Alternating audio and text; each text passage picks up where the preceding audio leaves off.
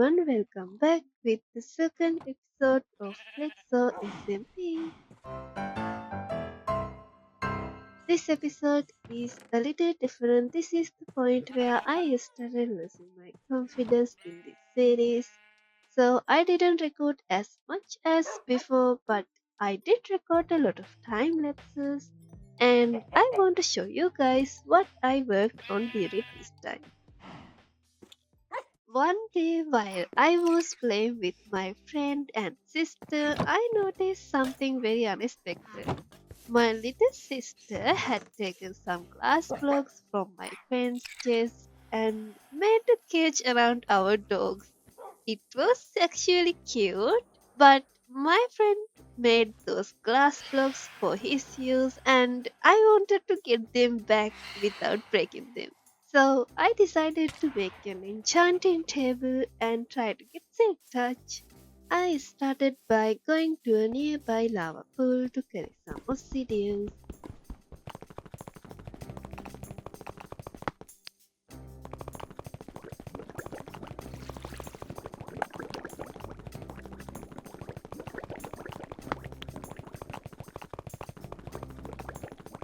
Then, with a few items I already had, I crafted the enchanting table and a few bookshelves.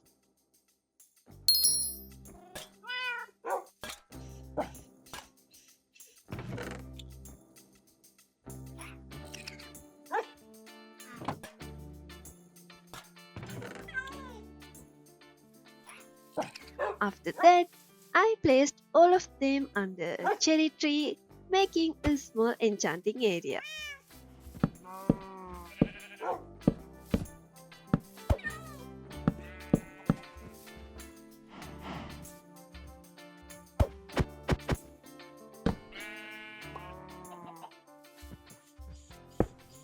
Then, just from my first attempt, I got silk touch on my pickaxe. Unbreaking dreams. Nice! Just like that, finally, with the silk touch pickaxe, I was able to collect all those glass blocks.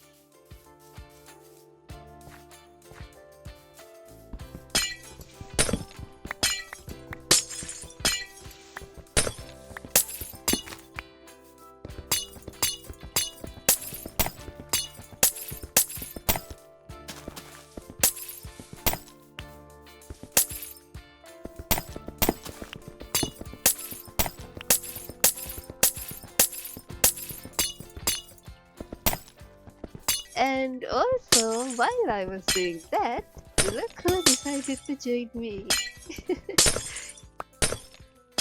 My sister! Well, I had to stop the game and go tell her that you shouldn't be breaking glasses without silk touch, but that all happened. Anyway, it all went well, so let's go to the next part. After all that, I decided to build a village breeder using the two villages we already had, because if we were to lose even one of them, that would be a disaster. Cause this is a public server and most of the villages on the server are already looted and the villages are nowhere to be found. So think of this as a precaution. Okay, here I have placed down the base part of the breeder and let's speed up the process. I learned this village breeder from a YouTube video I watched and I will link it down below for you guys as well. I have been using this village breeder for several Minecraft world I played on and it worked pretty well, so that's why I'm building the same on here as well. It is pretty easy to build and it only takes a little space. Even though it is not the best farm, I think this works fine for me.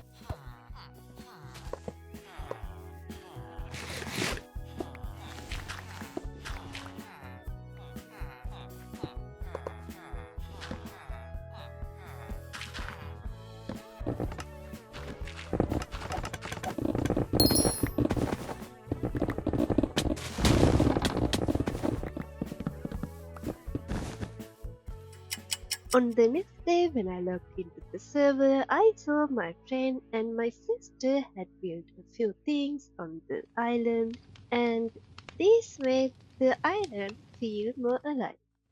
After admiring those, the first thing I did is making a small fenced area for my little sister and telling her she could build anything she wanted inside because she kept building random things and planting trees everywhere on the island. I cleaned up only a few things that she built, but I kept some of her builds because they show how she is learning, and that's really cute. Next, I placed some chests in the center and finally started sorting everything up because our island and the chests were getting very messy. I also summoned a little copper golem to help me as well.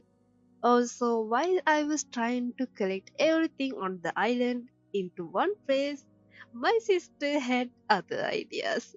She made her own chest area, and at one point I thought of clearing that out, but then I thought I should let her keep it.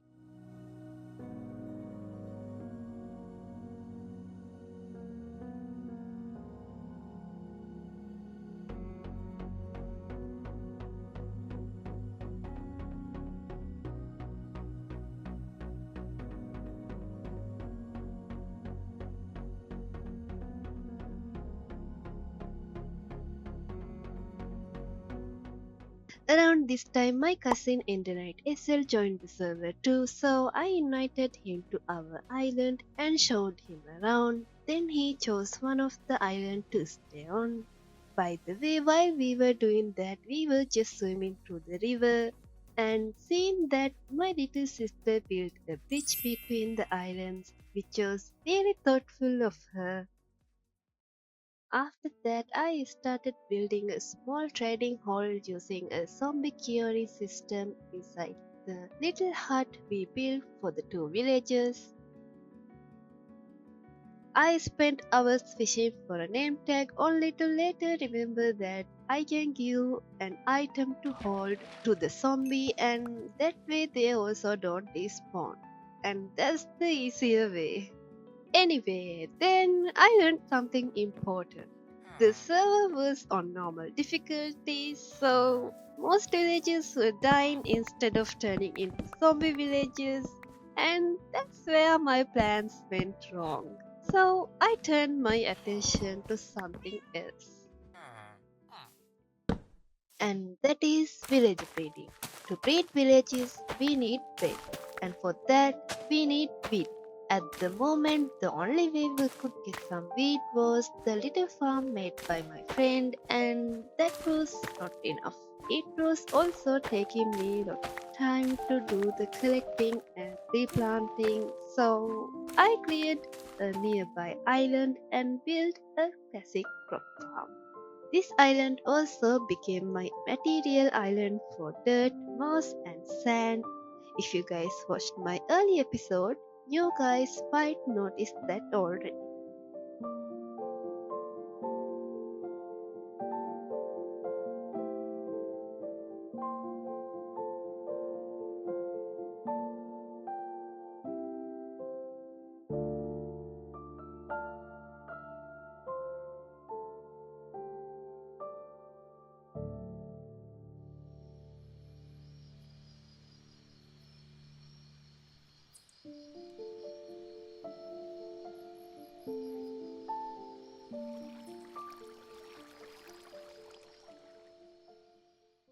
After the crop farm, I wanted to build more farms to get more materials like iron and wool, and I also wanted my farms to be right next to each other.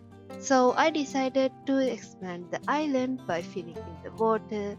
I chipped down the mountain areas on the island and filled down the river part. First, I started working on the iron farm, and it was a struggle. The farm itself was not that hard to build. The most difficult part of it was bringing in the villagers. I had to transport them from the village breeder on the other island to this farm island. And transporting villagers isn't the easiest thing.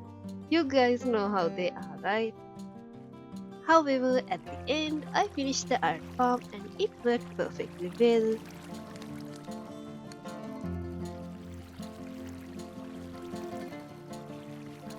Then I also made a wool farm, a pumpkin and melon farm, and also a sugarcane farm, which I updated later.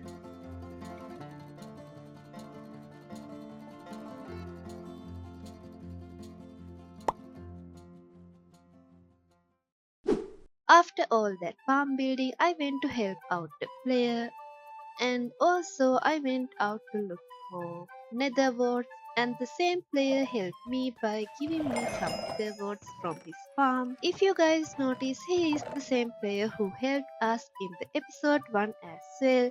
He has been helping us a lot through this series, so shout out to him. Cancer, thank you for helping us. Right after that, I went back home, and while I was gone, guess who was busy building a treehouse? Yes, my little sister. And at first, I was impressed that she built this treehouse, but it was blocking the farms and the nether portals, so I talked to her and we decided to take it down.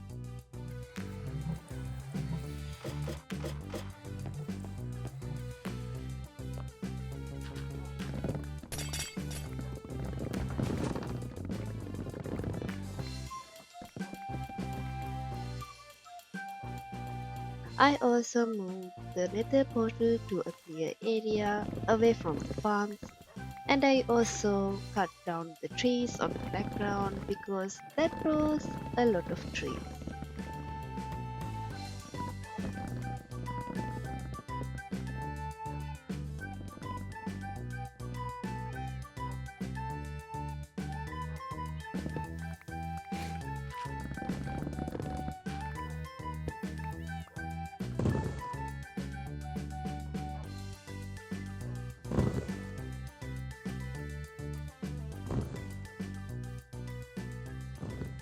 And finally, I turned a little part of the island into moss.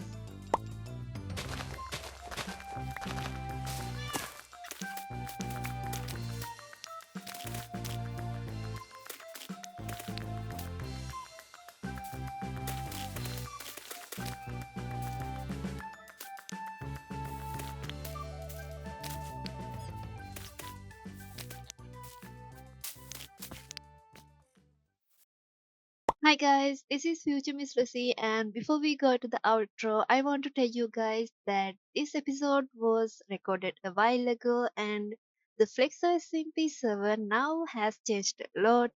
Currently, the server no longer has a survival play world. Instead, you guys can play one block.